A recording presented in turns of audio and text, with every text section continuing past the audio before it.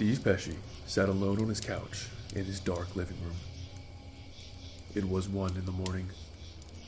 He hadn't moved for over an hour.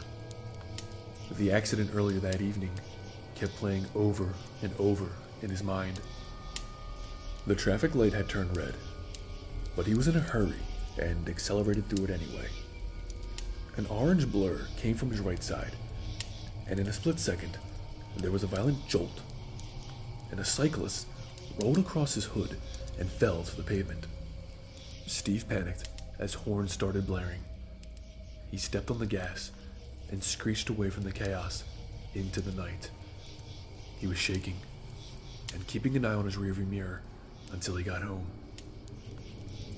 Why did you run, you idiot? He had never committed a crime before in his life. He had horrible thoughts of years in jail, his career gone, his family gone, his future gone. Why not just go to the police right now? You can afford the lawyer. That's when there was a knock at the front door. His heart sank, and his world suddenly crumbled away beneath him. They found him.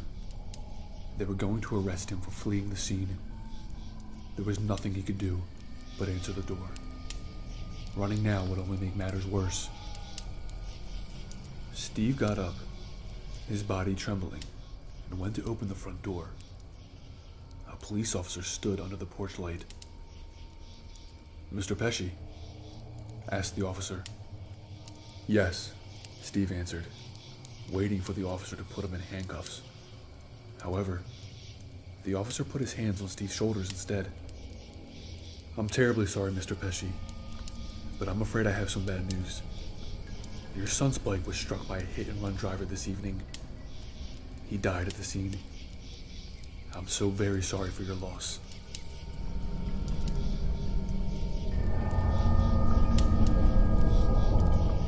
My high school teacher attended Central Washington University in the early 1970s. She and her best friend, Susan Rancourt, were leaving the library late at night to go see a movie. Susan was offering to carpool together on the way out when they were approached by a guy with a broken arm, trying to carry a diorama of some sort. He asked for some assistance, which they both gladly agreed to. But my teacher had left one of her books in the library. The last she saw of Susan was of her smiling face as she graciously helped this guy into his Beetle. Susan was reported missing, and it turned out she had been abducted and murdered by Ted Bundy.